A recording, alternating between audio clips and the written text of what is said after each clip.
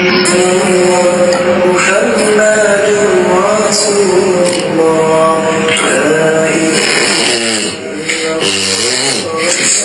yang berdengkak tak bermakna kita tidur nyenyak. Kau kena faham tu. Kesian kat dia. Berdengkak ni, penyakit kronik akan berlaku dalam masa 10 tahun. Korang pun satu. Aku dah beribu kali explain dah masalah obstructive sleep apnea ni. Takkan tak faham-faham lagi. Turut tek lagi tu. Kau ingat aku tak nak kerja ke asyik buat konten selalu?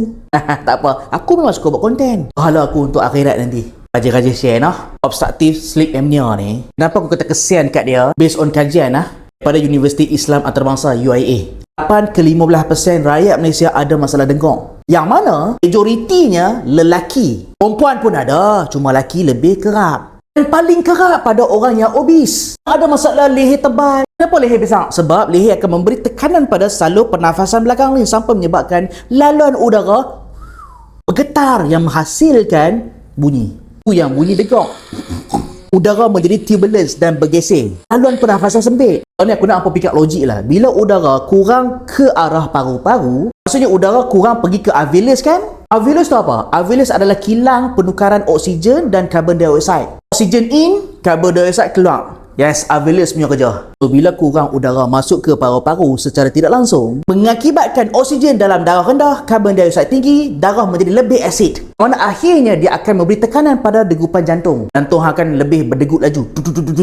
Tak elok kalau jantung berdegup laju untuk jangka masa panjang, akan menyebabkan tebal dinding jantung. Otot dinding jantung menjadi tebal, asal doktor ventricular hypertrophy, yang mana akhirnya meningkatkan risiko kegagalan jantung. Yes, cardiac failure. Sebab tu ramai sangat lo ni meninggal time tidur. And some study mengatakan bila tidur berdengkak, kurang oksigen, tinggi karbon dioksida menyebabkan darah hampa senang menjadi beku. Darah beku bila jadi kat sistem otak, stroke. Darah beku bila ada kat salur darah jantung, heart attack. Kurangnya oksigen lalu masuk dalam paru-paru akan meningkatkan keradangan, iaitu oxidative stress kepada dinding salur darah. Yang mana akhirnya bila benda ni berlaku yang salur darah menjadi kerah. Kerahnya salur darah meningkatkan risiko apa? Yes, hypertension. Ada mengatakan tidur berdengkak meningkatkan insulin resistant. Insulin resistant ni apa tuan-tuan? Tanda awal nak kena kecil manis. Insulin ada dalam darah tapi tak ada function. Gula tetap tinggi. Terukkan lagi darah beku, terukkan lagi risiko stroke, terukkan lagi risiko serangan jantung. Semua ni berkait rapat dengan hanya tidur berdengkak saja. Sebab tu aku kata kesian orang macam ni. Satu lagi, pasal apa tidur berdengkak waktu malam, esok tu mengantuk lagi. Mula buat kereta. Kereta tak boleh fokus, mengantuk, masuk gaung. Jangan dah habaq dah, motor vehicle crash disebabkan oleh sleep apnea. Semua ni berlaku disebabkan oleh udara limited masuk dalam sistem paru-paru.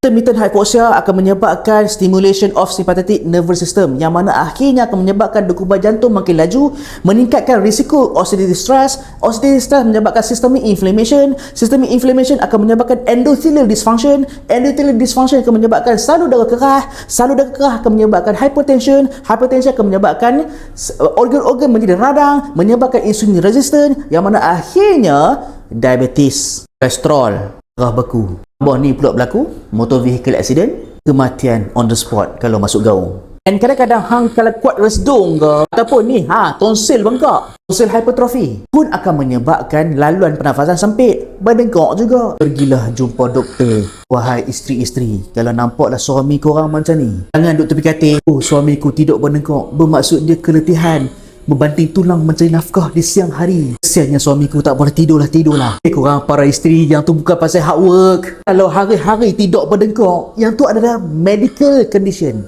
Tolong kalau korang ni jenis kuat sesama. Siapa sebelah hidung tak lapas ni? Masuk skup, kahak banyak. Tengok lubang hidung, terbinik dia bengkak. Kalau rupa terbinik tu, binik tu kawasan dalam hidung korang. Kalau dia bengkak, lapas susah. Kalau semua teruk, ada infection, URTI. Ini bukan ubat cengkeh. Cengkeh ni kalau jadi aromaterapi, memang ada study untuk masalah hidung yang ada rhinosinusitis. Kajian significantly improve in rhinological symptom compared to placebo. Dalam cengkeh ada eugenol. Eugenol tu adalah anti radang, terutamanya untuk salur pernafasan, antioksidan. Dan eugenol juga ada sifat antimikrobial. Kalau hidung tersumbat tu, janganlah ambil clove tu terus direct ke hidung. Sat lagi irritation, lagi teruk. Aku cakap ni dapatkan minyak pati, essential oil. Dapat mana pula essential oil clove ni? Kau cari inhaler ni, brand Vida Life. Dalam inhaler Bida Life ni bukan setakat cengkeh, bunga lawang ada, kulit kayu manis ada, semua tu untuk pernafasan. Kalau rasa sesama, nafas tersumbat, buka sumbat hidung.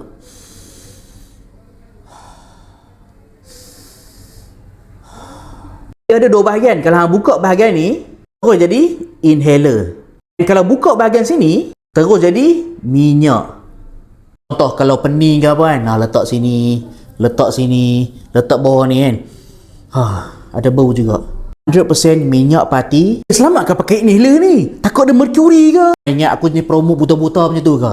Orang buat lab test tau. Kalau microbiome load test, heavy metal test, semua dah buat. Kuman tak ada, merkuri, semuanya almost zero. Arsenik almost zero, merkuri almost zero. Dan berdaftar NOT ya. Ada cengkeh, ada lemon, yang ni bunga kenanga, chamomile. Produk orang kita, orang Islam punya. Ada kepuasan, produk dia bagus-bagus. Terutamanya inhaler ni. Cuma nasihat aku sebagai orang yang dekat 7 tahun review produk, kalau produk tu nak pergi jauh, untuk kategori inhaler macam ni, walaupun lab test semua selamat. Cuma kalau korang nak masuk drugstore macam Watson ke Guardian ke, even nak masuk farmasi sekalipun, tolong daftar untuk number mile.